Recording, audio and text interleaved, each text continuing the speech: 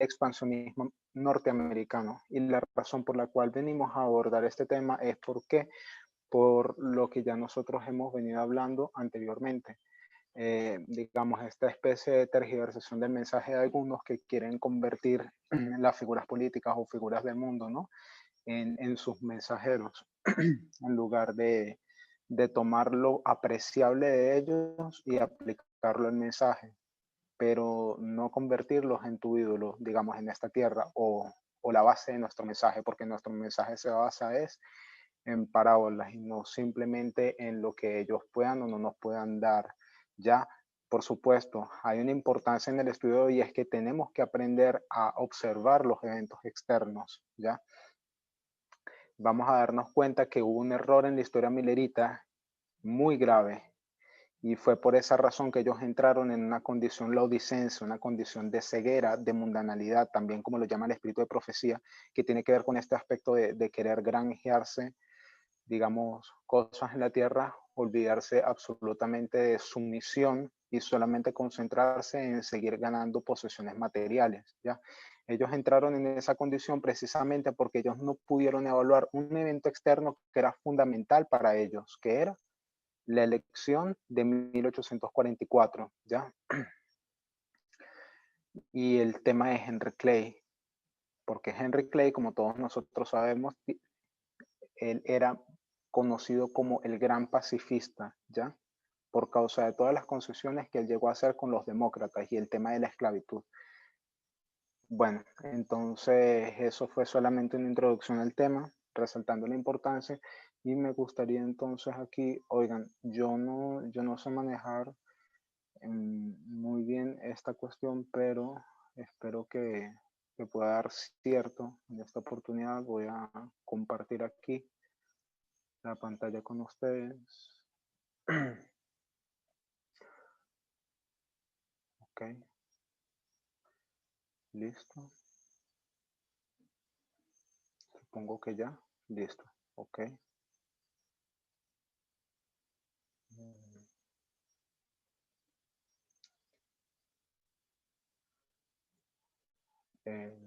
Vamos aquí. Ok. Entonces, una breve revisión de nuestra historia.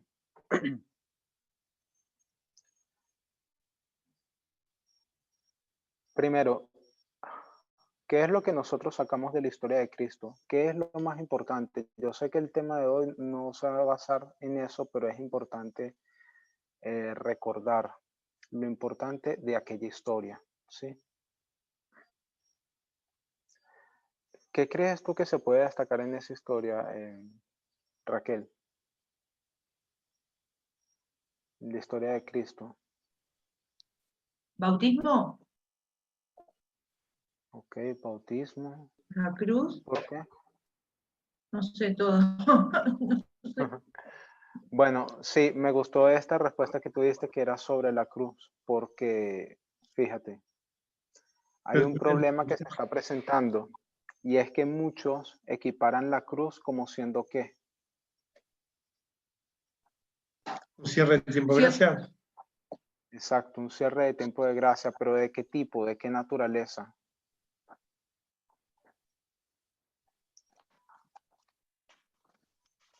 ¿Qué naturaleza? No entiendo la pregunta. Tanta naturaleza no tiene. La Como naturaleza de literal. ¿Cómo? ¿Cómo, Cindy? O sea, la equiparan al cierre de tiempo de gracia general, literal, que va a haber. Sí, así es. Ellos equiparan a la cruz con el cierre de puerta de gracia que se presenta en Daniel 12:1. Y nosotros sabemos que eso es inconsistente. ¿Por qué razón? Esto aquí salió un poco. Déjenme repetir esto un segundo. Porque eso es inconsistente con lo que nosotros entendemos, o según nosotros lo entendemos. Una pregunta, la primera pregunta que te hiciste, ¿es la línea de Cristo o el Israel antiguo? El Omega, el Israel antiguo. Sí, el Omega del Israel antiguo. Porque algo importante de esa línea es que se ven los tres fractales, los tres grupos, y es muy similar, o sea, es igual a nuestra línea. Entonces, eso es importante porque es la que más detalla nuestra línea de reforma. Ok, muy bien, excelente. ¿Alguien más? Bueno. Yo no entendí. Ok, lo que Cindy nos está diciendo es de que en la línea del omega del Israel antiguo tú puedes sacar al menos unas dos cosas. Bueno, alguien había sugerido el tema de la cruz, fue la hermana Raquel, y nosotros hicimos ese énfasis de que hay personas que están confundiendo la cruz con un cierre de la puerta de gracia general, que es el cierre de la puerta de gracia que se presenta en Daniel 12:1. Ahora, lo que Cindy está diciendo es que también en esta historia del fin del Israel antiguo, tú tienes estos tres grupos, ¿ya? Que son tres llamados, que es lo mismo que se presenta en nuestra línea fractal, ¿ya? Que son dos llamados a la iglesia y un llamado al mundo, ¿sí? Entonces eso está en paralelo con nuestra historia. Ahora, ¿por qué es importante destacar el aspecto de la cruz? Porque muchos, voy a colocar aquí el 22 de octubre, muchos equiparan el 22 de octubre en la historia milerita, ¿con qué? Exactamente con esto, con la cruz, pero en lugar de verlo desde una perspectiva de la línea fractal, ellos lo ven desde este punto de vista de Daniel 12:1, como que si fuese algo literal, ¿ya? Ahora, nosotros sabemos que Cristo tenía que haber vuelto, según el testimonio que tenemos del evangelismo, ¿sí? Página 694, si no me equivoco, era el párrafo 2 o 3, ¿ya? Que nos dice que Cristo tenía que haber regresado. ¿En qué fecha, Orlando?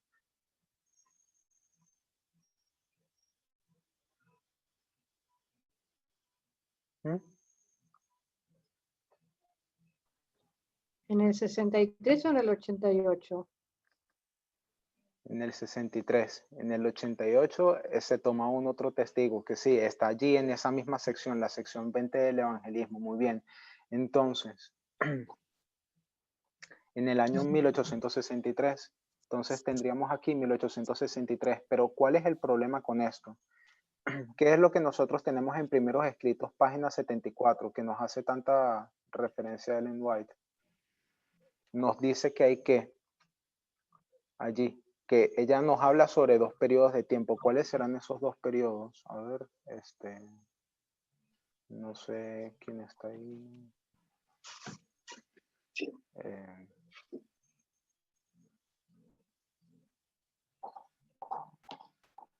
Ok, ya va. Ok. ¿Qué nos habla primeros escritos, página 74? ¿Cuáles son esos dos periodos a los que ella hace referencia, Kelvin? ¿En cuál es? Me decías, perdón, Primeros escritos, página 74. primeros escritos, Sí. página 74.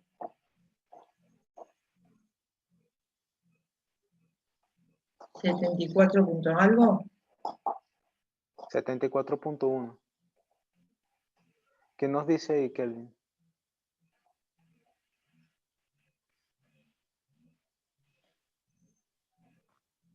Ya, no había escuchado que era a mí. Tranquilo. Hablando sí, en general sobre la dispersión, ¿no? La reunión. Ajá. La dispersión y la reunión, exacto. Esos son los dos periodos de tiempo. Entonces, ¿qué es lo que ella dice que va a comenzar en ese momento? Ella escribe esa cita, si no me equivoco, el 23 de septiembre de qué año. Tú mismo, Kelvin. Lo dice en la primera, al principio del párrafo.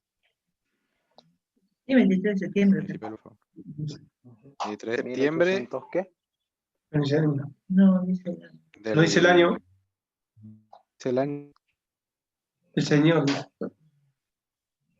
Si no me equivoco, sí, ahí aparece el año, es el año 1850. 1843. Más abajo. Creo que el diagrama. No. Ah, no, no. Ella escribió eso en el año 1850, ya 23 de septiembre de 1850. Si yo no me No, pero lo equivoco, en dice. ese párrafo lo dice. Tendido la mano una vez para recobrar el residuo de su pueblo. Entonces, ella está escribiendo eso en el año 1850. ¿Sí? ¿Y qué es lo que ella dice?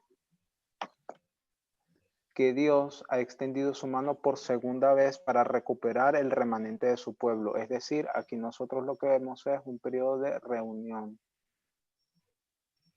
¿Sí? Entonces, si esto fuese el cierre de puerta de gracia de Daniel 12:1, No había una ¿cómo es segunda vez. posible No que había haya? una posibilidad. Exacto. ¿Cómo es posible de que haya una reunión si estamos ya en el cierre de la gracia de Daniel 12:1? Que ¿no? se perdieron. No se podía, eso no existe. Estuviéramos creyendo en esta misma teoría del milenio que creen los evangélicos, que hay una segunda oportunidad. ¿Ya? Entonces vemos de que aquí se presenta una inconsistencia, así que lo que nosotros llegamos a entender es que en todo esto lo que tenemos es una historia de un grupo llamado, es decir, una línea fractal. ¿Ya? Entonces eso es importante de destacar en el principio. Ok.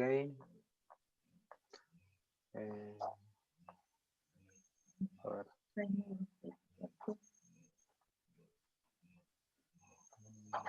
Ya.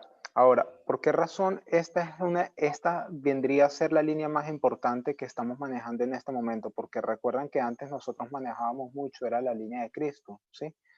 Pero la línea de Cristo, como ya lo dijimos, ya cumplió su propósito.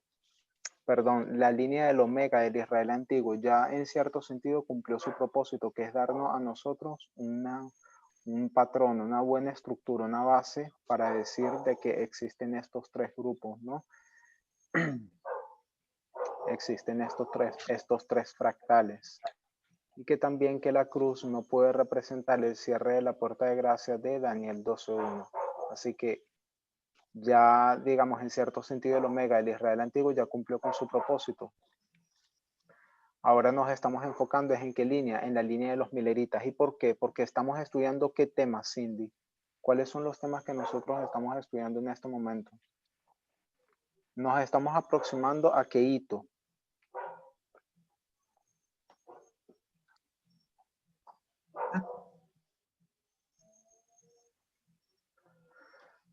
¿Puedo decir? Sí, claro. No. Concord. Ok. Sí, o sea, en cierto sentido, pero velo desde el punto de vista de la línea de los 144.000. Nos estamos aproximando a qué hito. A Pani. Ah, vos decís. Bueno. Ley dominical. Exacto, a la ley dominical. Entonces nos estamos aproximando gracias a la ley dominical y tenemos que tomar en cuenta qué cosas. Tenemos que tomar en cuenta la caída de los dos cuernos, ¿sí? El republicanismo y el protestantismo, ¿ya? Entonces, nosotros tenemos que llegar a entender cómo fue que estos dos cuernos llegaron a caer en la historia de Cristo, perdón, en la historia de los mileritas, y se supone que Cristo tenía que regresar en el año 1863. Eso nosotros lo teníamos que ver allí bien ejemplificado, siendo en el caso de ellos la ley dominical, ¿qué cosa, Graciela?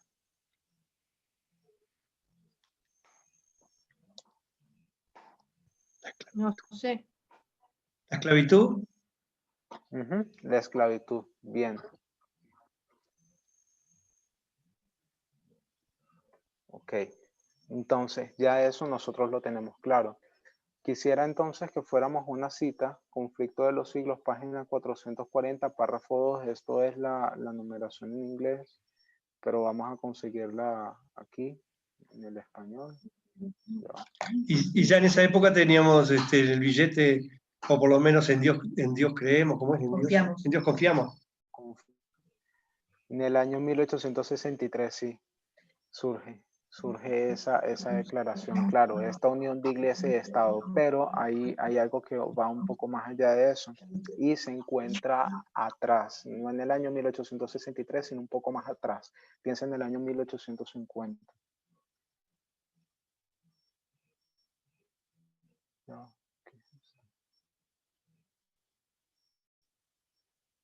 Ok, bueno, aquí yo no tengo los libros. Si alguien lo puede conseguir, Conflicto de los Siglos, página 440.2.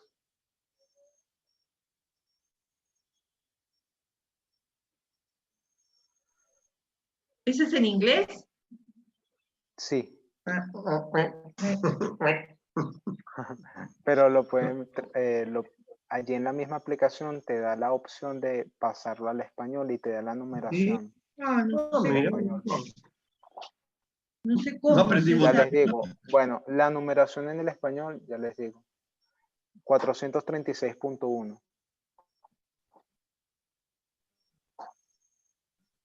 Voy a ver en mi convertidor arriba. ¿No? No sé cómo.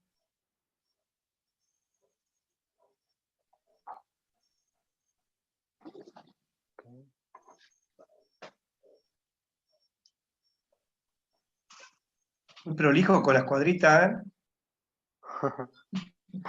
Sí, entonces, si alguien lo puede leer, alguien que ya lo haya conseguido, Conflicto de los Siglos, página 436.1.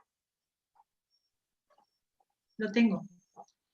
Sí, Y por tenía favor. 2 cuernos semejantes a los de un cordero. Los cuernos semejantes a los de un cordero representan juventud, inocencia y mansedumbre, rasgos del carácter de los Estados Unidos cuando el profeta vio que esa nación subía en 1798.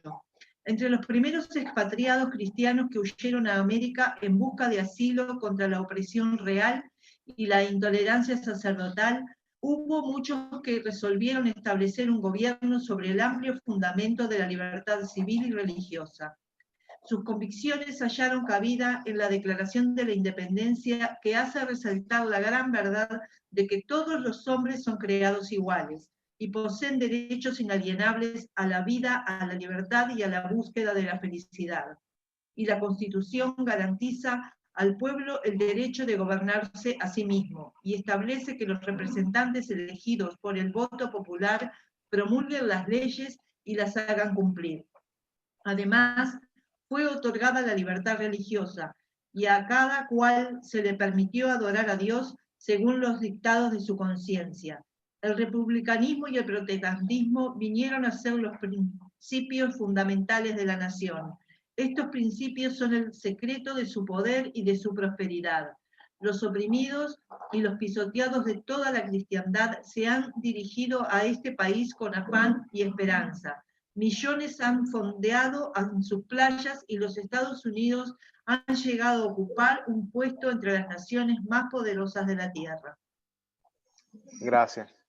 Entonces, lo más importante de esa cita, al menos a mi parecer, es que tú tienes allí bien claro, una así dice el Señor, superficialmente hablando, bastante directa, ¿no? Esa declaración de que Estados Unidos, la base de todo su poder consiste en dos cosas, dos elementos que yo los voy a definir como libertad religiosa y libertad civil, Sí. que son el cuerno republicano y el cuerno protestante. Eso es lo que representan estos dos cuernos.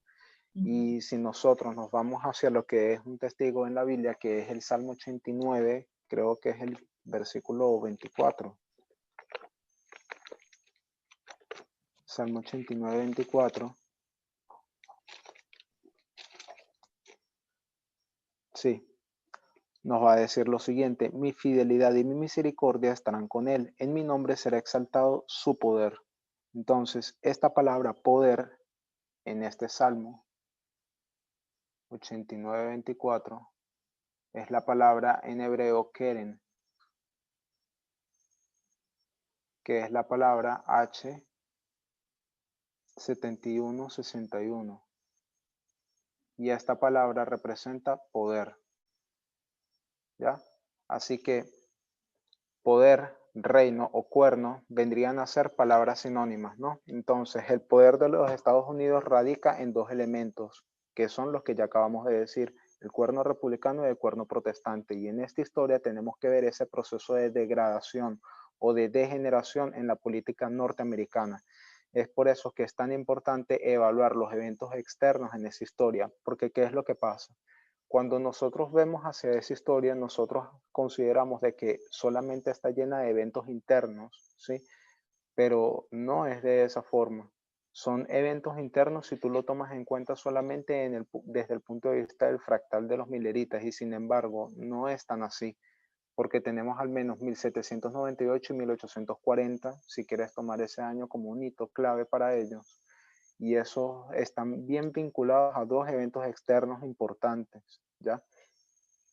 Entonces, o sea, el punto es el siguiente.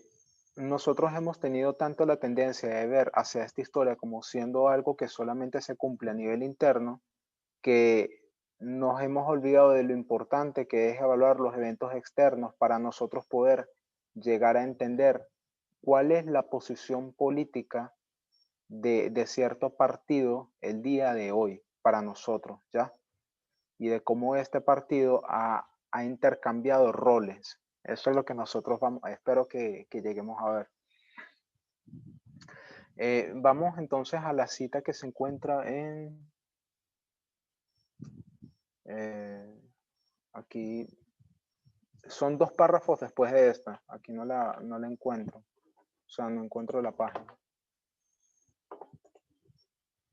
Déjame revisar. Página 437.1. ¿Sí?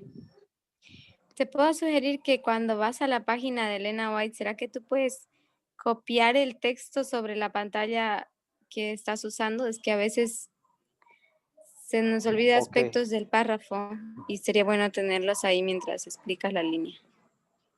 Dale. Voy entonces a ver, porque es que aquí no tengo descargada las... Pero bueno, ya va. A ver si... De todas formas, 437.1, mientras estoy aquí descargándola en español. Ya.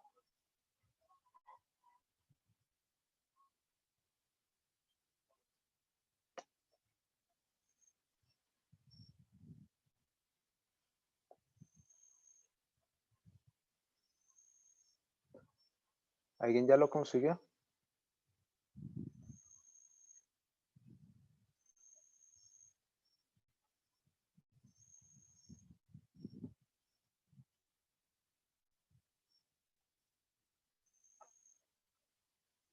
Conflicto de los siglos 437.1.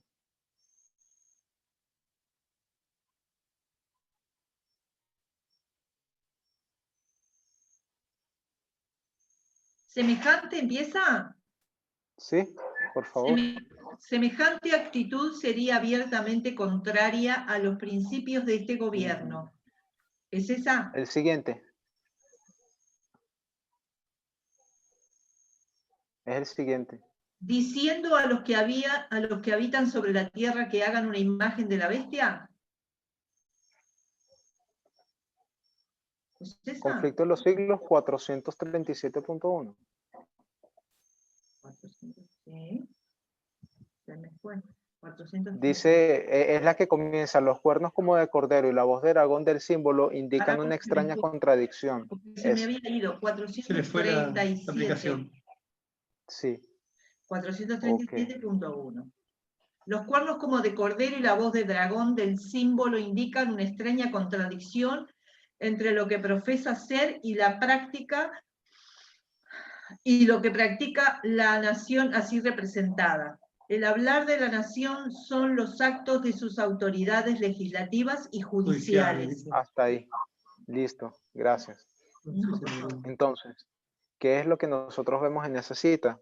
De que en algún punto los Estados Unidos se van a contradecir a sí mismos. ¿Por qué? Porque ellos dicen que que son, de hecho, los defensores de las libertades civiles de las personas. Ellos tienen sus dos, digamos, documentos más importantes, ¿no? De la historia.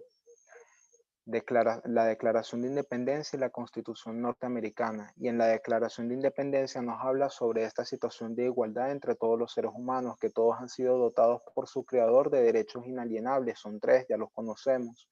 Y la Constitución de los Estados Unidos, que es básicamente la que erige ese muro de separación entre iglesia y Estado, ¿ya? Entonces, estos son los 2 secretos de su poder. Eso es lo que ellos dicen que van a defender, pero va a llegar el punto en que se van a contradecir a sí mismos, porque esta misma bestia habla como un dragón y el hablar de las naciones, dice la cita, que representa los actos legislativos y judiciales, ¿ya? Así que eso se torna importante, ¿no? Para nuestra historia. Ahora, ¿cuál es la diferencia entre una historia de falla y una historia de éxito, Cindy?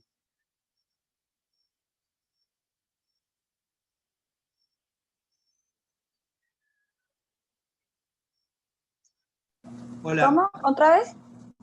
¿Cuál es la diferencia entre una historia de falla y una historia de éxito? Para mí la diferencia es Pues lo de, siempre. Uno es alfa y es omega. ¿Ok? A ver, Cindy, ¿qué se te ocurre? Y después el hermano Orlando.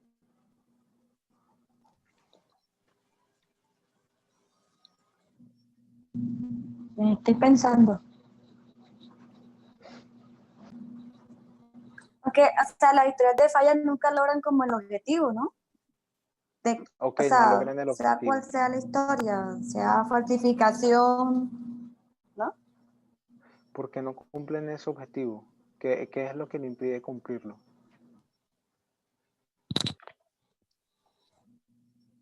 Que se me entrecorta la llamada, tengo como mala señal. ¿Qué Ok. dijiste? ¿Qué es lo que le impide cumplir ese objetivo?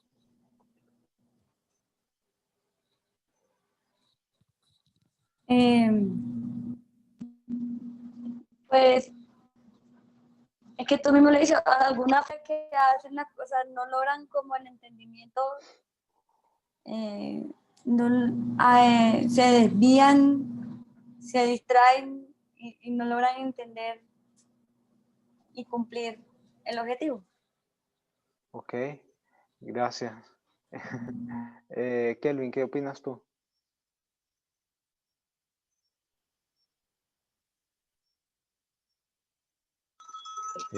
César, Pues, ¿Sí? perdón. ya. ¿Puedes colocar la cita ahí en la pantalla, por favor? Es que no tengo aquí este libro de Conflicto de los Siglos. Yo no sé por qué.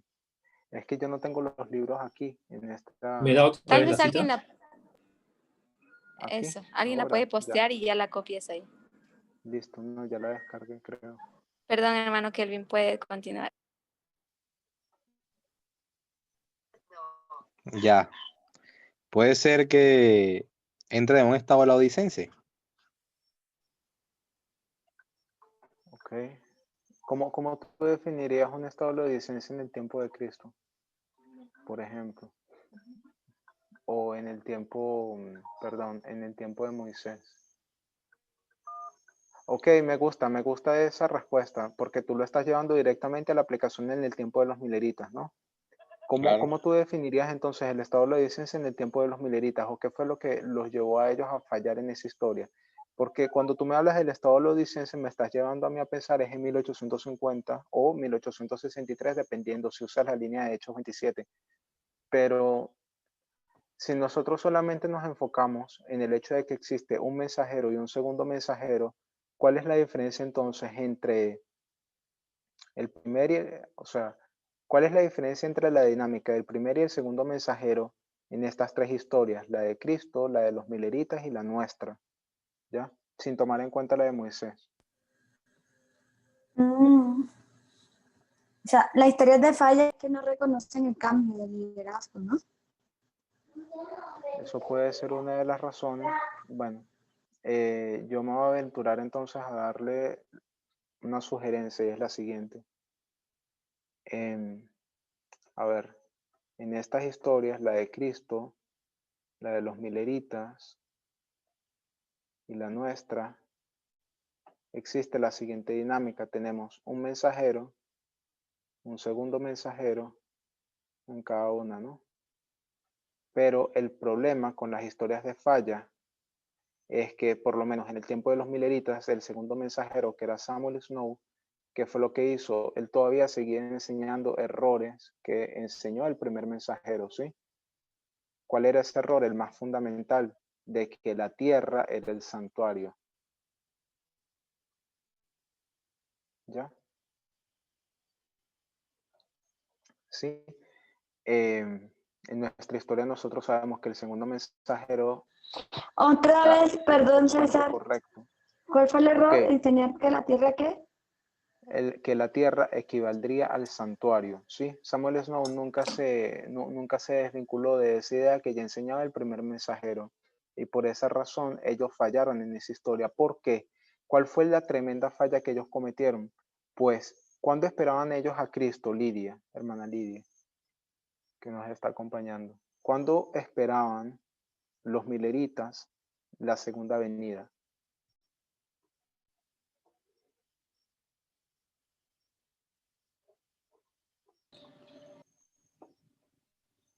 ¿Esperaban en la época de 1844? Exactamente, gracias. ¿Pero en qué mes en específico? ¿En octubre? En octubre. ¿Y qué era lo que pasaba en 1844, hermano Solange? Pues Jesús entraba en el santuario, en el cielo. Sí, él entró en el santuario en el cielo en octubre de 1844, pero ellos sufrieron un segundo chasco. ¿Por qué razón? Porque ellos creían de que Cristo literalmente iba a volver, porque tenían esta idea preconcebida de que la tierra era igual al santuario, y eso obviamente era una idea que venían asumiendo desde sus orígenes como protestantes en su mayoría, todo ese movimiento. Entonces ellos están esperando a Cristo en el año 1844 en octubre, pero la pregunta es, ¿y qué más pasaba en esa historia a nivel externo? Hermano Solans, ¿nos puedes ayudar? Sí, me gustaría, pero estoy un poco perdida con la cita. Se me van Dale. algunos detalles. Por eso necesito la cita. Claro. ¿Puedes repetir la pregunta? ¿Qué más sucedía en el año 1844? Porque la hermana Lidia nos acaba de decir que los mileritas, ellos estaban esperando a Cristo el 22 de octubre de 1844, que en ese día pasaron al santuario. Ahora lo que yo sugiero es lo siguiente: ¿qué más pasaba en ese año, pero a esta vez a nivel externo? Y la razón por la cual los mileritas fallaron. ¿Me repite la cita, por favor? Conflicto de los Ok, deseos de la gente. El conflicto de los siglos, la primera, el conflicto de los siglos, la tengo. Conflicto de los siglos, página Yo recuerdo, 436. pero espera. Conflicto de los siglos, página 436.1, y la otra que era el conflicto de los siglos, página 437.1, CS 437.1 y 436.1. Entonces, en la del 436.1 nos hablan sobre estos dos principios que son el republicanismo y el protestantismo, siendo las bases del poder estadounidense.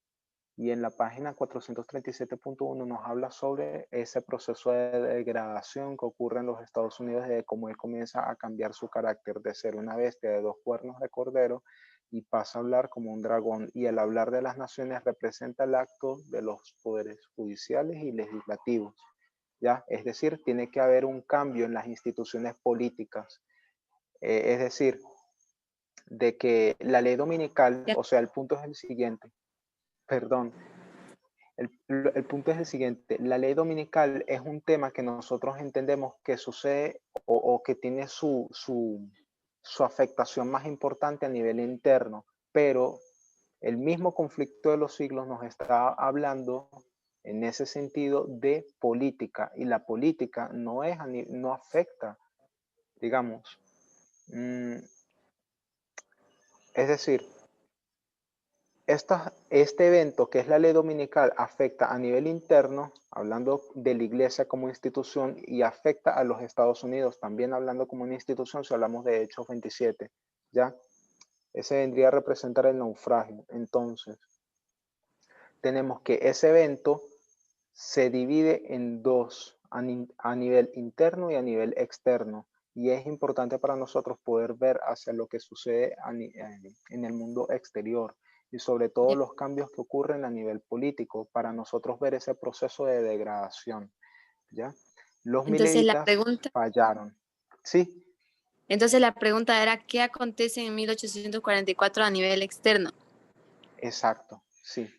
Lo que yo recuerdo de una presentación del anciano Parminder es que a nivel externo ocurrían cambios políticos también.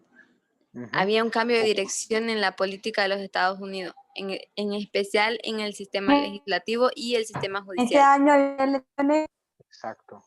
Exactamente, las dos tienen la respuesta correcta. Sí, lo que acaba de mencionar la hermana Solange es correctísimo sobre el cambio a nivel del sistema político interno en los Estados Unidos, porque estamos hablando de un proceso de degradación que ocurre a nivel judicial y a nivel legislativo, ¿ya? Y al mismo tiempo Cindy nos hace mención sobre el hecho de que 1844 es un año electoral, ¿ya? Electoral. Entonces, ¿qué pasó? ¿Por qué los milleritas ellos fallaron? Porque Miller, y si nosotros nos vamos aquí a una cita de un escritor que, bueno, tengo el nombre del libro, no pude agarrar a encontrar el nombre del autor, ya les digo el nombre del autor, el libro se llama así, The Religious Freedom, The Religious Fervor, bueno, el fervor religioso y la expansión occidental y las elecciones presidenciales que transformaron la nación. Ese es el título, es en inglés ese libro, entonces lo voy a colocar aquí por si acaso se animan a buscarlo.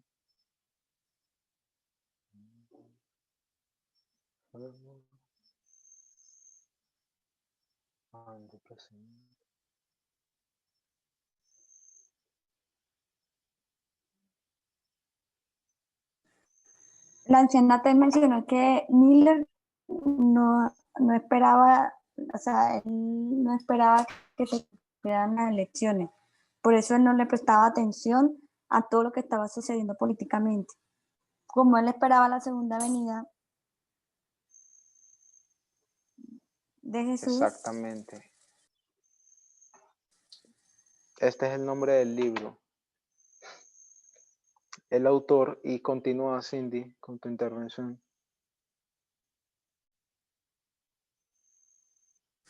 No, era eso que quería aportar. Ay, yo no oí porque se me cortó y recién ahora me pude enganchar y me perdí un montón. ¿Qué fue lo que pasó con Miller? Que estaba... Miller, él no esperaba las elecciones. O sea, ese año eran un periodo electoral, pero él le decía a la gente, o sea, él no esperaba, él ni siquiera pensaba ni miraba a los candidatos porque, o sea, él estaba esperando a la segunda venida de Cristo. Entonces hay una segunda venida de Cristo, entonces no hay necesidad de estar pendiente de elecciones, o sea, esa era como la lógica de él. Exactamente, lo que implica eso es que él cierra sus ojos a los eventos externos, porque él estaba enfocado en un evento interno. Entonces, nosotros no podemos desligar esas dos conexiones. Exactamente. Perfecto, o sea, gracias, Solange. Y que normalmente no, eso solamente acá se hace hincapié en ese factor, porque digamos en la iglesia en sí no se observa. Exactamente. Entonces, el punto es el siguiente. Gracias a todos por su intervención. Los milleritas, ellos tenían sus ojos solamente enfocados en un evento que ya de por sí era equivocado, porque ellos tenían este montón de ideas preconcebidas y además ellos dejaron a un lado las elecciones. Lo que dijo Miller, lo que mencionó Cindy, que dijo Miller es cierto, de que él ni siquiera esperaba a que ocurrieran elecciones, porque según el Cristo venía el 22 de octubre de 1844 y las elecciones iban a ser a principios del mes de noviembre. Así que él no se preocupaba por eso. Pero el punto es el siguiente. Si ellos hubiesen hecho su trabajo primero en desaferrarse a esas ideas preconcebidas y no caer en ese error que los llevó al segundo chasco, primero. Y de paso, el segundo chasco conlleva una dispersión. Una dispersión es una situación de oscuridad a nivel espiritual. Por eso es que Dios los vuelve a juntar en 1850. Así que bien, el punto es ese. Primero, ellos interpretaron mal un evento interno, pero no solamente eso, sino que ellos confiaron en su interpretación de un modo tan fuerte que ellos perdieron su vista del evento externo que ocurría. cuando ocurrieron las elecciones, lo que pasó es que entró en escena este personaje que es Henry Clay, ¿sí? Henry Clay. Y a él se le conoce como el gran pacifista.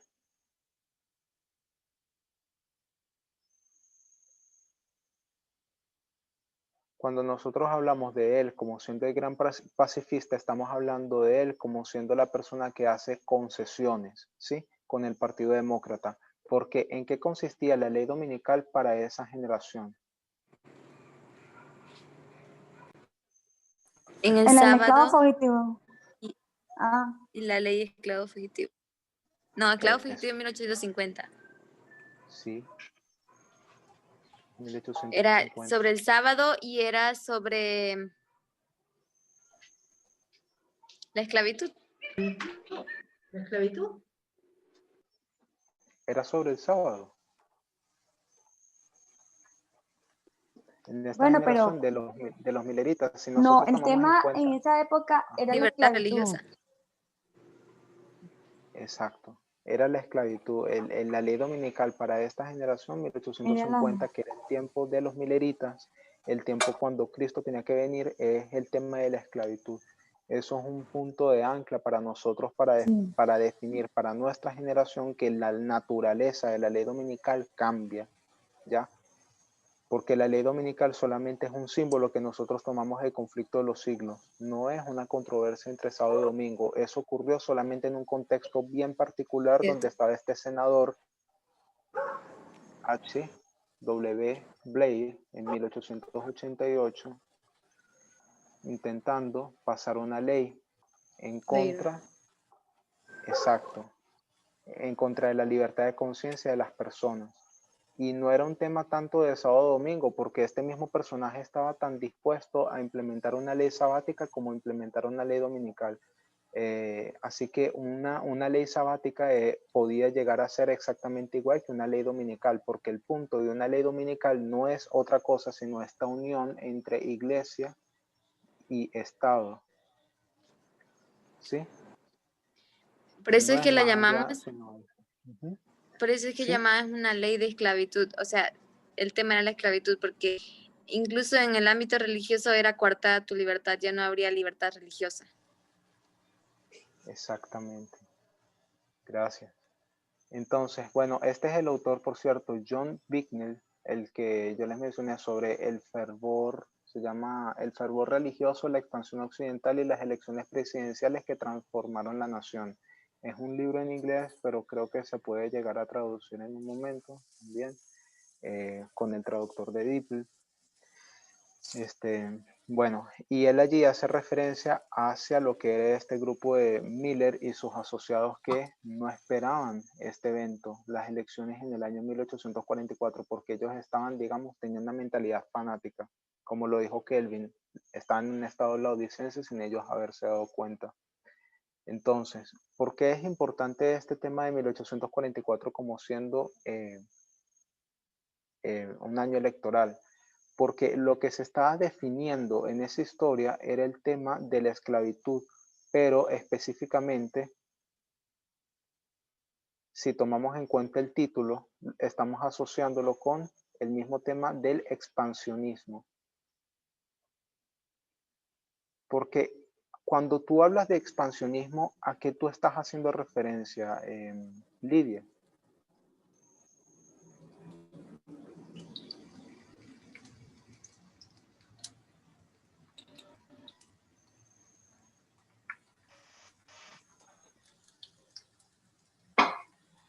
¿A qué estás haciendo referencia, Lidia?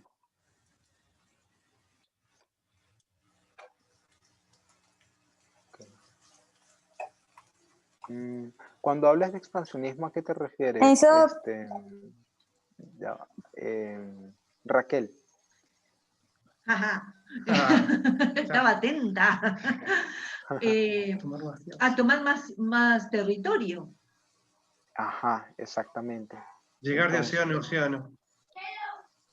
Oh, muy bien. Y eso supongo que tú lo sacaste, llegar de océano a océano, y específicamente porque estás hablando sobre el destino manifiesto, ¿ya? Pero aparte miramos ¿Sí? H2 y te muestra Sí, toda la sí, historia sí, de todo lo que ha ocurrido, hemos estudiado. cómo van tomando estado por estado, luchan hasta con los mexicanos. Sí, exactamente. Muy bien. Entonces, cuando nosotros hablamos de expansionismo, hablamos de extensión territorial, ampliar tus fronteras y no solamente eso, sino que está vinculado a esta idea del destino manifiesto. Ujú. Ojo, Manifiesto. César, ¿Sí? si bien ¿Sí? tenés una esclavitud por un lado, que es gente que trajiste de otro país, tipo africano, pero también vas a hacer una esclavitud con los propios indios, porque eran los dueños del territorio y en cierto momento se los mete en un territorio más chico, tipo a presos. Es impresionante también la esclavitud que reciben ellos, Sí. Gracias, porque Orlando. también es un tipo de esclavitud. Opresión. Sí, Sí, opresión, totalmente. racismo, porque sos distinto. Sí. Bueno, yo lo que quiero sugerir es lo siguiente. Ya de por sí la política expansionista de los Estados Unidos a partir del año 1844 ya es racista de por sí, es unilateralista. ¿Por qué? ¿Qué pasaba? A ver, un mapa de los Estados Unidos bastante tosco, espero poderlo... no está quedando muy bien, pero parece más bien Rusia, ¿no? Esta cosa. Pero bueno, en fin, vamos a suponer que esto es los Estados Unidos, ¿ya? En un principio era esto, pero ellos tenían necesidades tanto a nivel económico como a nivel territorial y a nivel político de expandirse hacia estas zonas, ¿ya? La razón es sencilla. La razón es que no solamente ellos necesitan mayores impuestos para consolidar su sistema político, sino porque existen este conjunto de personas en el sur que son esclavistas. Necesitan expandir su territorio porque expandir su territorio implica mayores ganancias, mayores beneficios para ellos y significa también mayor mano de obra, ¿ya? Todo eso Comercio. iba a redundar, y comercio, exacto, y todo eso iba a qué? A redundar en beneficios económicos para todo el país.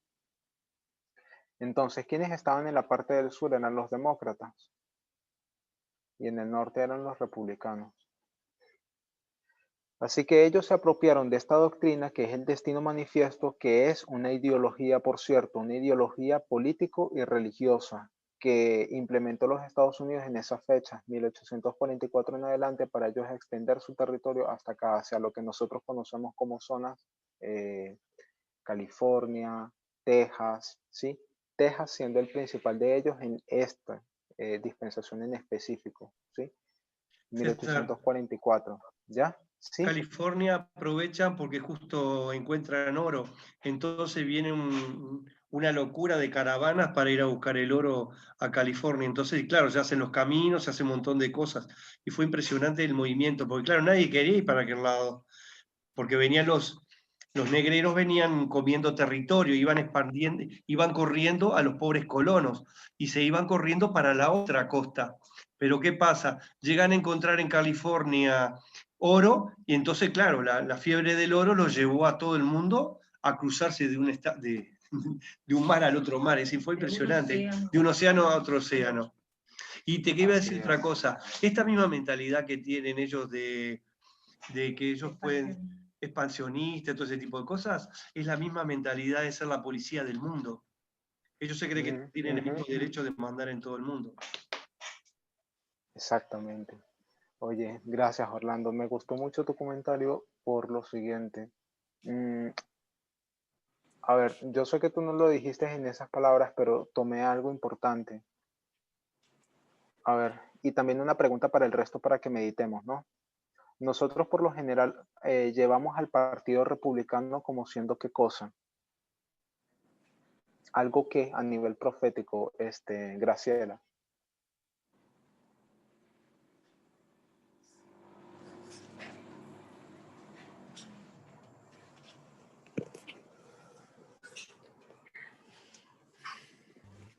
No encontraba para abrir el micrófono.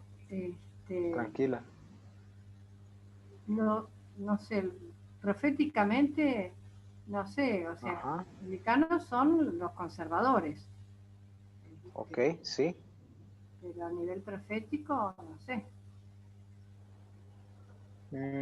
A ver, esto lo quiero debatir porque estamos hablando de la historia donde se supone que Cristo tenía que haber venido en el año 1863. Vamos a poner algunas cosas aquí. Bueno, pero ahí estaban al revés. Eso, muy bien, excelente. Entonces, en esta historia... Ahí eran los liberales y los demócratas eran los conservadores. Exactamente. Ahora, ¿qué es lo que sucede?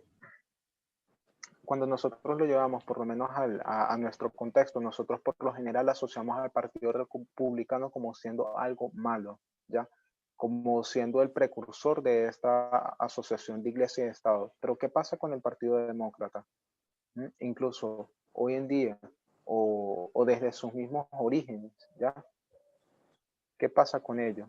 Porque ellos eran los que promovían esta idea del destino manifiesto, eran aquellos que promovían el expansionismo, eso era una doctrina político y religiosa que decía de que se le había legado por la providencia divina a los Estados Unidos, a su gobierno, extenderse, ¿ya?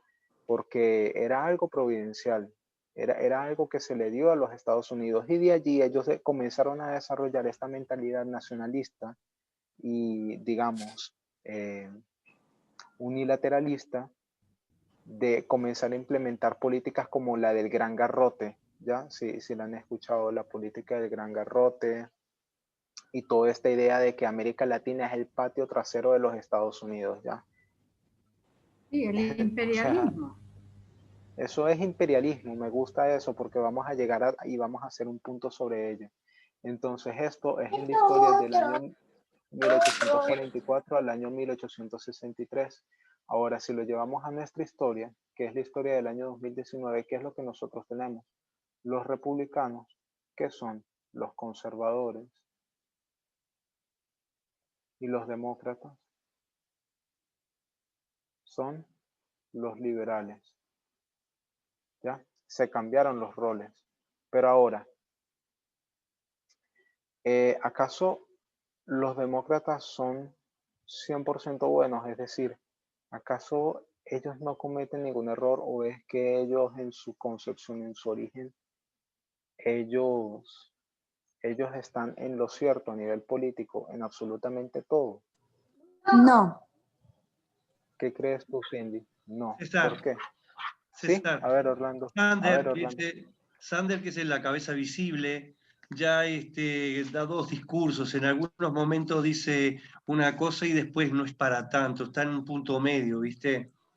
Está haciendo las cosas tipo como aquel primer partido, mixed, ¿cómo es? Sí, ese tipo de cosas. No quiere ponerse, se quiere poner bien en el medio, no es extrema derecha ni izquierda, está en el medio ahí. Porque ya empezó a dar datos de cosas que iba a hacer, pero no son para tanto, así que ya, viste, es un punto medio. No es la oposición completa al presidente. Entonces, me gusta el comentario de Orlando y ya te doy la palabra, Cindy, ¿por qué razón? Porque en aquella historia, ¿quiénes eran los que hacían concesiones? Si nosotros pasamos de un lado al otro, es decir, si los republicanos en aquel entonces eran liberales y hoy en día son conservadores, y los demócratas en aquel entonces eran conservadores y hoy son liberales, si los intercambiamos a ese nivel, también sugiero que los podemos intercambiar en un otro nivel, porque ¿quiénes hacían concesiones en esta historia? ¿Quién era Henry Clay? ¿A qué partido él era afiliado? ¿A qué partido él era afiliado? Eran los demócratas los que hacían. Él era Win. No, él era los Whig. republicanos. Él era Whig. ¿Qué pasa? Sí, porque él murió y ahí fue cuando también se acabó el partido. Exacto. Entonces, vean lo siguiente, los Whig se dividían en dos ramas, que eran, por una parte, los llamados Liberty, que eran los de extrema, vamos a llamarlo así, extrema izquierda, porque eran los más radicales en cuanto al tema de la liberación y de la esclavitud, lo pudiéramos traducir como los libertarios, ¿sí? Si se puede decir. Y por otra parte, los republicanos de hoy en día. Ya estos eran los moderados, por decirlo de alguna forma. y entre ellos estaba Abraham Lincoln y estaba esta otra persona que era Henry Clay.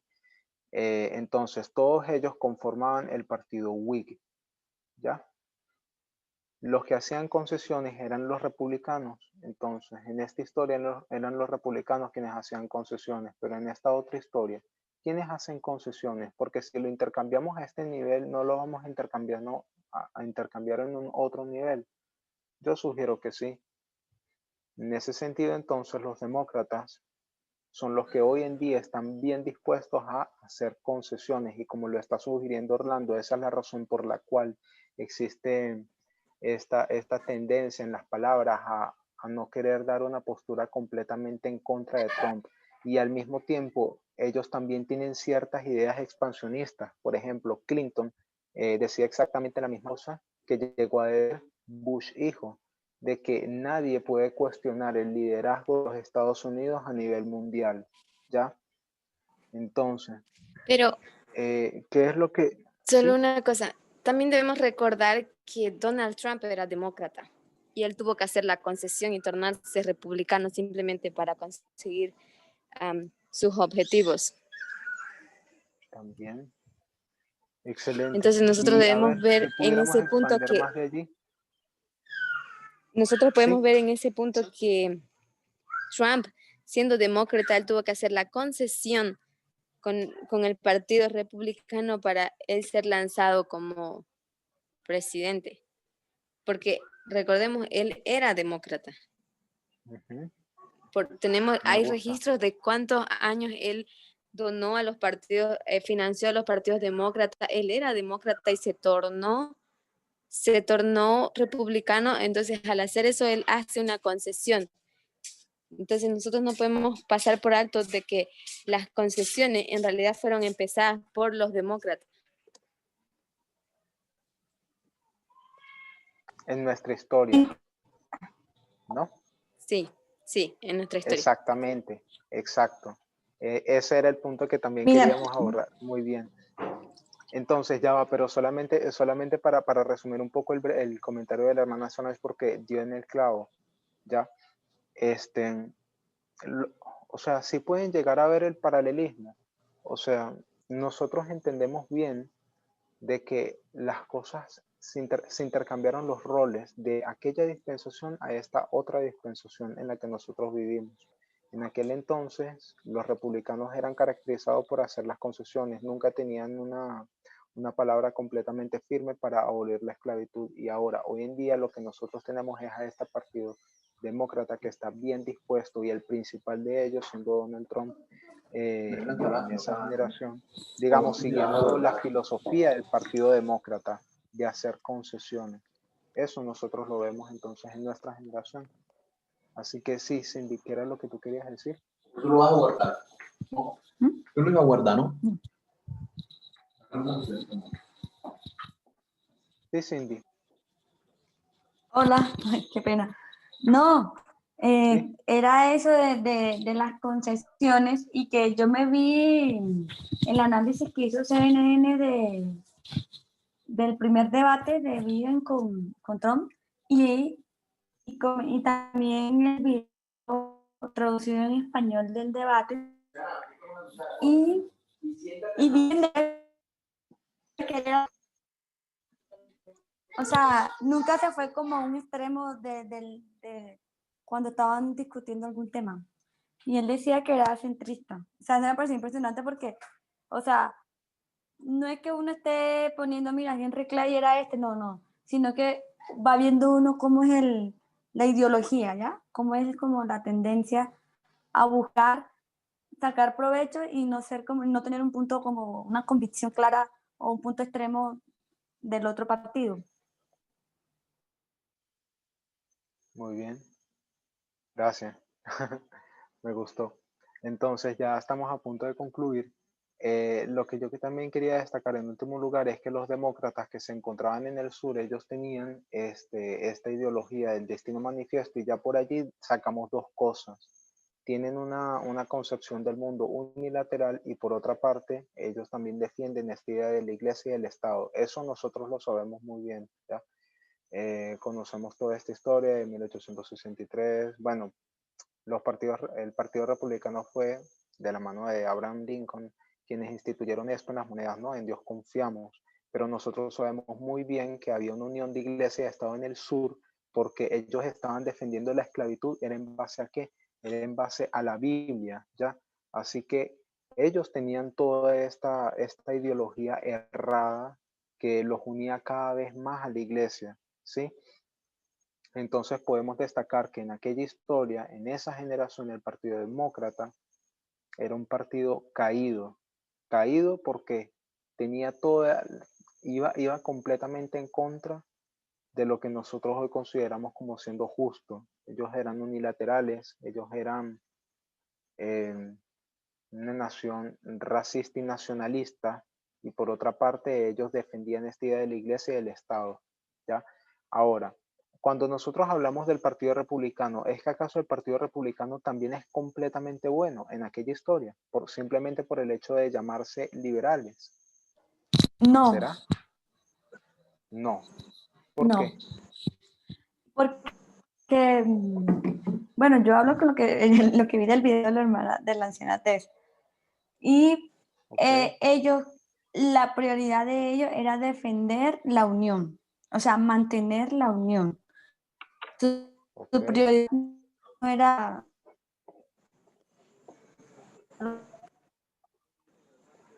A ver.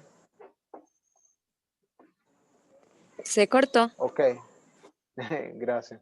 Lo que yo voy a hacer ahora, a ver, Orlando, ¿tienes alguna sugerencia?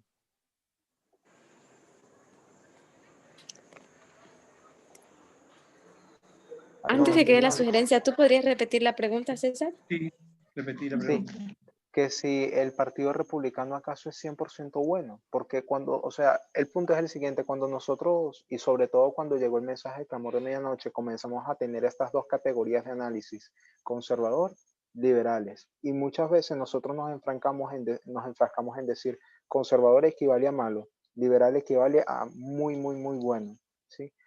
Ahora, haciendo una revisión de esos conceptos, ya nosotros nos dimos cuenta que el Partido Demócrata en aquella historia ya era proféticamente malo, pero ahora el Partido Republicano, que era categorizado como liberal, ¿acaso él es 100% bueno? Para mí no hay ninguno bueno, sinceramente. Claro. Ese es el punto. ¿Por qué? No existe. No hay bueno ni uno. Por la mentalidad que tiene, son negros esclavistas, no. El que no es esclavista igual tiene esclavos, es una situación que no se da lo mismo. Porque Abraham Lincoln y el otro también estaban en contra de la esclavitud, pero igual tenían esclavos, ese tipo de cosas. Entonces, por mantener la unión, preferían igual dar concesiones. Entonces, no era una cosa justa, realmente. Bueno, yo lo que voy a hacer... Sí, hermana Solange. Yo creo que tal vez lo podemos plantear desde esta manera.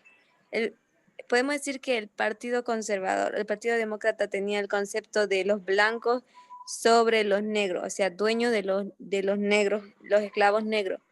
Pero el Partido Republicano, el Partido Liberal tenía el concepto similar pero opuesto, los negros y dueños de esclavos de los blancos, podemos decirlo de esta manera.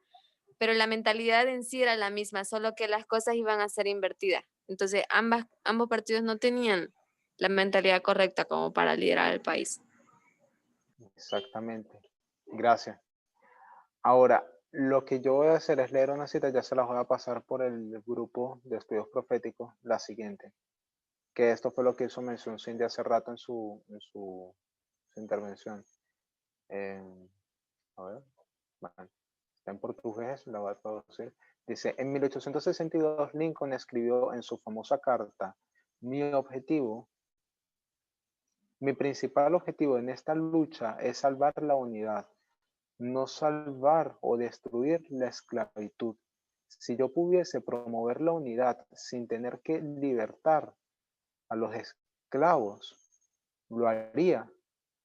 Más, si se necesita libertarlos, lo voy a hacer también. ¿Ya? Y luego dice, digo entonces que no soy ni nunca fui a favor de la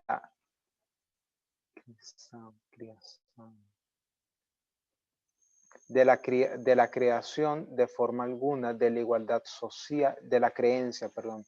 Dice, digo por lo tanto que yo no soy ni nunca fui a favor de la creencia de ninguna forma de la igualdad social y política de las razas blancas y negras, y que no soy y nunca fui a favor de que los negros fuesen electores o jurados, o de permitirles ocupar cargos públicos, o de permitirles casar con blancos. Y digo, más allá de ello, que existe una diferencia física entre las razas blancas y negras, y creo que las prohibiría para siempre de vivir juntos en términos de igualdad social y política. Y como no pueden vivir juntos de esa forma, mientras permanecen en coexistencia, debe haber una posición de lo superior a lo inferior. Y yo, como cualquier otro hombre, soy a favor de que la posición superior sea atribuida a la raza blanca. Lo que yo más gustaría de ver es la separación de las razas blanca y negra. Esto se encuentra en Abraham Lincoln First Debate, Lincoln versus Douglas. Oigan bien, este es el cuarto debate entre Lincoln y Douglas.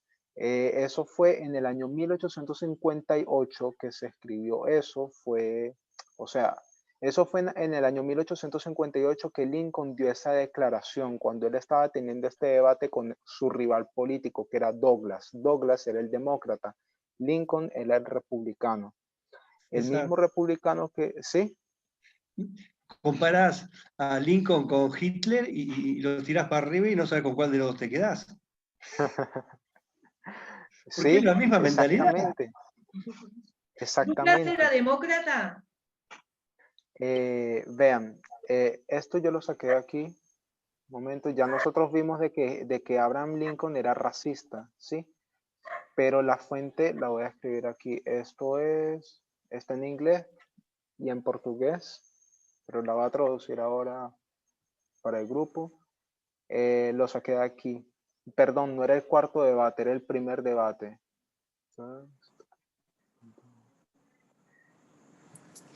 Bueno, básicamente esa cita nos muestra que en ambos existía, o sea, en ambos partidos o en ambos personajes existía la misma mentalidad, solo que inversa. Siempre había un opresor y siempre había un oprimido. Entonces, no tenían conciencia de lo que significaba libertad, ni religiosa, ni libertad civil. Entonces, como no tenían esa libertad, podemos decir que ambos partidos eran calificados como no siendo buenos partidos.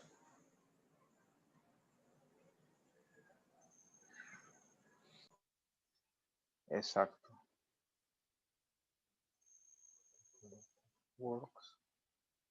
Pero también lo que nos deja a pensar o a tomar una decisión en ese periodo, en esa historia, es de que se tratara de escoger de todos los males el menor, porque ambos eran malos, pero tenías que saber escoger el menor mal. Es como ahora con Donald Trump y Biden, la misma historia. Ambos tienen un errado concepto de lo que significa libertad civil o libertad religiosa. Entonces, se trata de ahora de elegir por de todos los males el menor, pero es lo que se refería a la hermana Tess. No deberíamos poner nuestras esperanzas ni en Trump ni en Biden porque posiblemente simplemente sea hacer concesiones, signifique hacer concesiones. Y las concesiones no se pueden hacer en base a los derechos de una persona porque son inalienables en primer lugar y en segundo lugar no se puede comprometer la verdad. Así es. Wow, eso nos hace meditar mucho, ¿no? De que tú tienes que escoger realmente el menor de los males. Los dos son malos, pero hay uno que es menos malo que el otro para esto.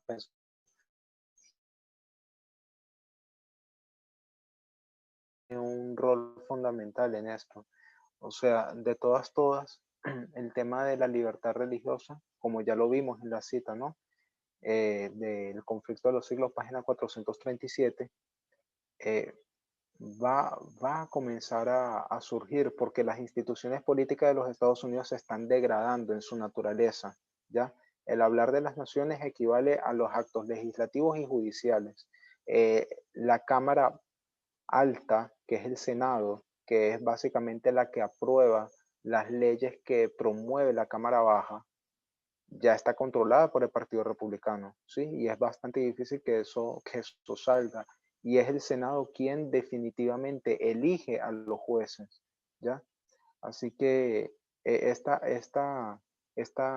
propuesta de Trump de Amy Coney Barrett, ¿sí?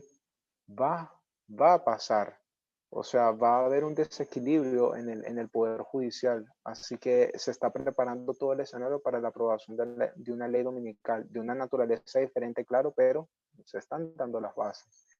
Y vemos cómo todo este rol de las concesiones también tiene su lugar. Así que, nada, es bastante increíble, ¿no? El paralelo que existe entre aquella historia y la nuestra y cómo los mileritas fallaron por no reconocer los eventos políticos externos y cómo hoy muchas personas también fallan por no ver los eventos políticos externos. Sugiero que esa es la razón por la cual tantos en el mensaje se han ido a buscar una falsa libertad, porque ellos ni siquiera tienen conocimiento del rol de las concesiones y que ninguno de los dos es bueno, los dos son malos, solamente que uno que es menos malo que el otro. Pero nuestras esperanzas no están en un partido político, porque nuestro reino, que es el reino de los cielos, es un reino diferente a la forma en cómo se maneja la dinámica de las naciones. Dios exige de nosotros estar al tanto y ver, no estar en una condición laodicense de ceguera. Dios exige de nosotros ver hacia afuera, el mundo exterior, y percibir lo que pasa, pero no convertir el mundo en nuestro ídolo o en nuestro mensaje. ¿Por qué? Como es el título de este video que también recomiendo mucho, las concesiones llevan un mal puerto, ¿ya? Las transigencias te llevan un mal puerto. Ahora sí, ya estamos finalizando, ¿sí? Antes de terminar, Adelante. Un paralelismo entre las concesiones y lo que pensaban los sumos sacerdotes.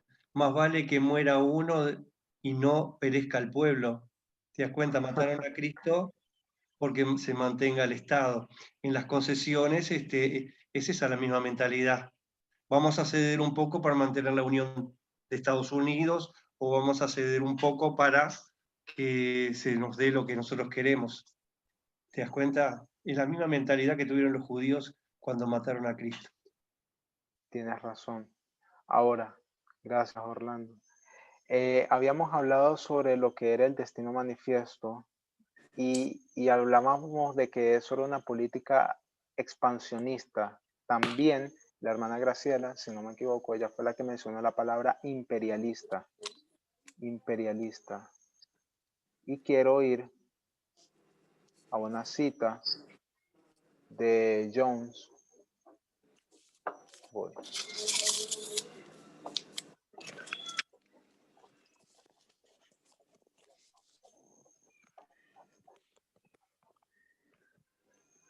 Ok.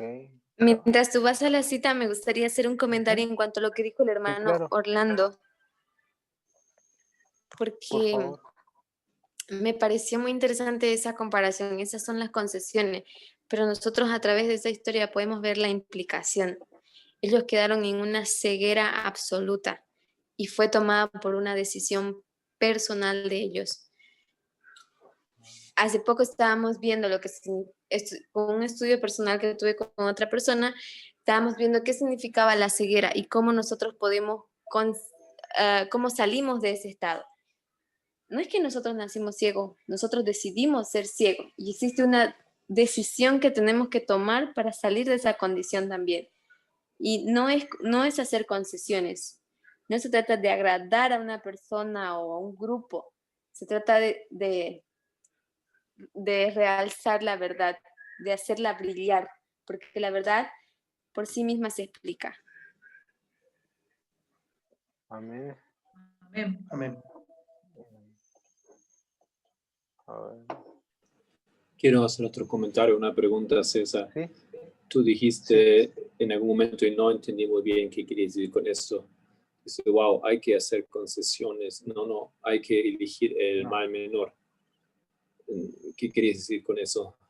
Era en referencia a la elección. Ok. No creo que haber dicho de que habría que hacer concesiones. Lo que sí dije es de que hay que elegir el menor mal, de que ninguno de los dos es bueno, ¿ya?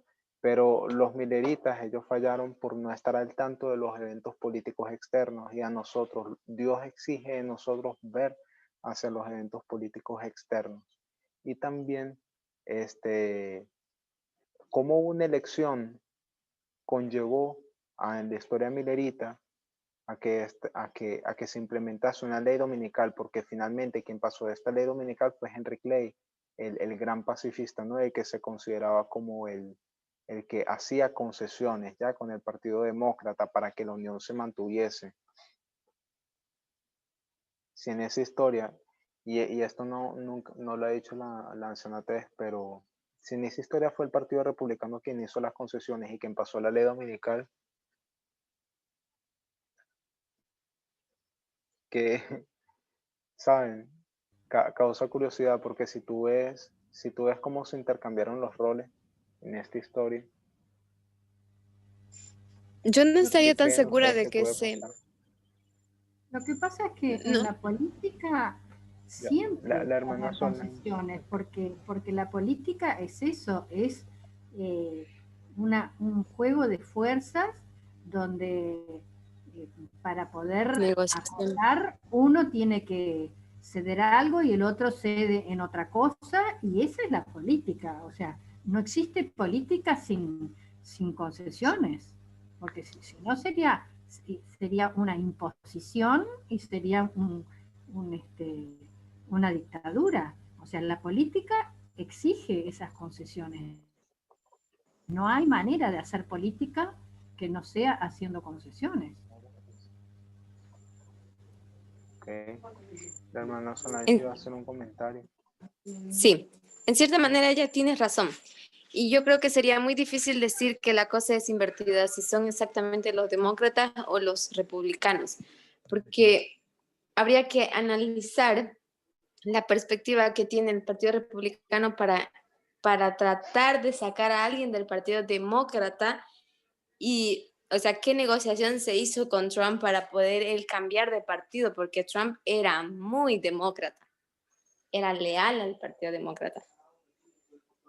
Entonces, es difícil decir los demócratas hicieron concesiones así tajantemente. Tal vez deberíamos considerar también la posibilidad de que hubo concesiones de parte del partido político, del Partido Republicano. De hecho, lo que acaba de decir la hermana Graciela hace mucho más sentido, porque para hacer concesiones tú necesitas dos lados, sí o sí. Entonces, no necesariamente podemos decir tajantemente vino del Partido Demócrata, también vino del Partido Republicano. Así es. O quizás Trump sea un demócrata todavía. No sé. Tenemos esa figura porque Trump pasó de ser demócrata No, ahora a para ser nada. republicano. No, para nada. No tiene nada de liberal. No necesitas ser liberal para hacerte llamar a ti mismo demócrata. También tú puedes utilizar por nombre demócrata y ser una persona que finalmente, sabes, ni siquiera represente el espíritu de tu propio partido. O, por ejemplo, si lo llevamos a un otro término, Mitt Romney, ¿sí? Él era republicano, él era súper fiel, etcétera, y él fue el único que fue purgado del Partido Republicano porque él no estuvo de acuerdo con que, o sea, porque él fue el único que votó en favor del impeachment a Trump, ¿ya? Y él fue purgado, entonces, ¿sabes? Justamente por hacer las cosas bien. Exacto. Bueno, en fin, esa fue solamente un paréntesis, una discusión muy interesante, ¿no? sobre qué es lo que representaría ese tema de las concesiones, ¿no? Para nosotros, porque, digamos, este mensaje básicamente lo que hizo fue como que, bueno, ninguno de los dos es bueno, así que ¿cuál de los dos escoger? ¿Ya? Entonces, esta cita es la siguiente. A.T. Jones, página 444 de AR SH. ¿Ya? Vamos a leer. Ya va. Párrafo 7. Okay.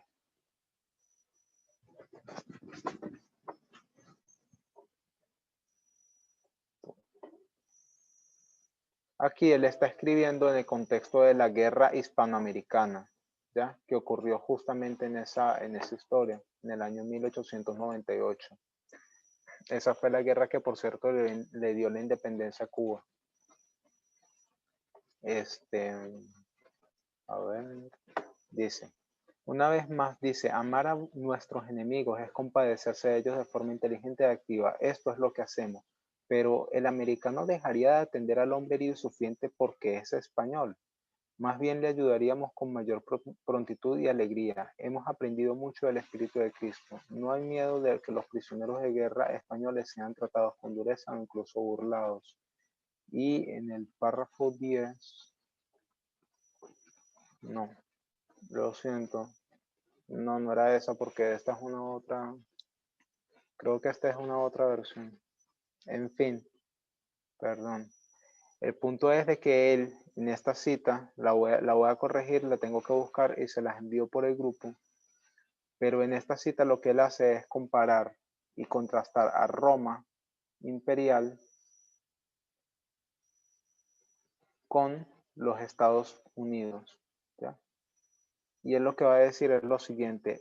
La Roma imperial se caracterizó, y recuerden, yo estoy hablando de esto en el sentido del destino manifiesto.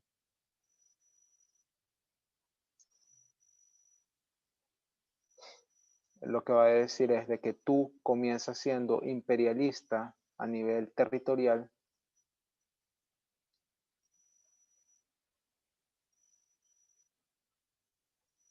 luego terminas siendo imperialista a nivel espiritual,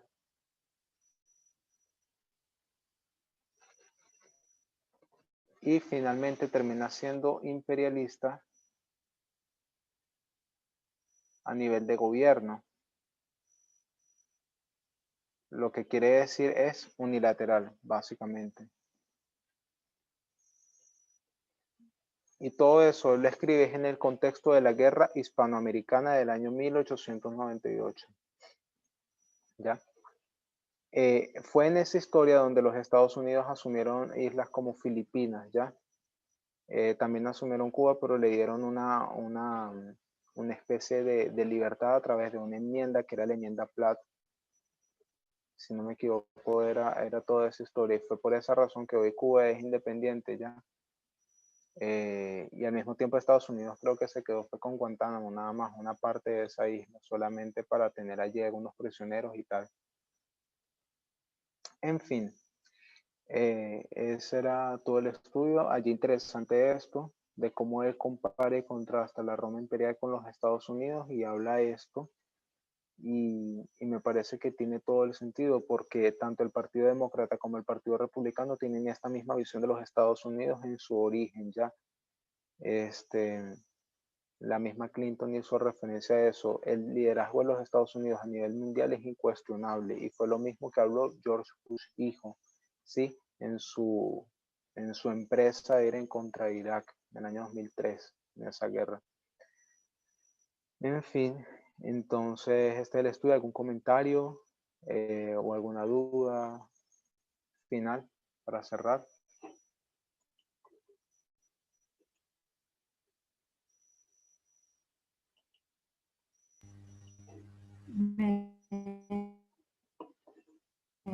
Me sirvió mucho el video que mandaste de Destino Manifiesto, porque como que uno no entendía de dónde venía o por qué era.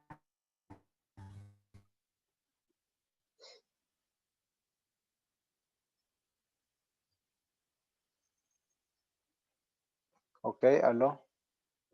¿Oyen a la hermana Graciela? Yo no la oigo bien. Sí. Ok. ¿No me oyeron? Ahora sí te oigo. Ah, no, que me resultó muy interesante ese video de Destino Manifiesto, porque de provenía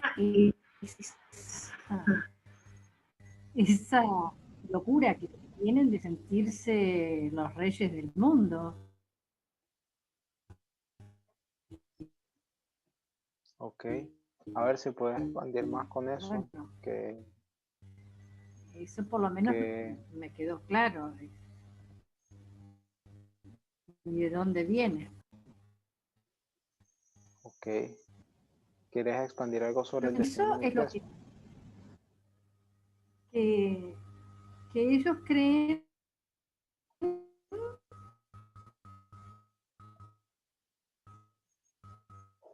que ese es su cometido en la tierra. El mundo, suyas y entre comillas, suponiendo que eso va a ser lo mejor para todos, sin importarles lo que los otros piensen, o sea, porque entienden que eso les viene de Dios. Ok. Listo, sí, así es. Bueno. Entonces, nada. ¿Ningún otro comentario?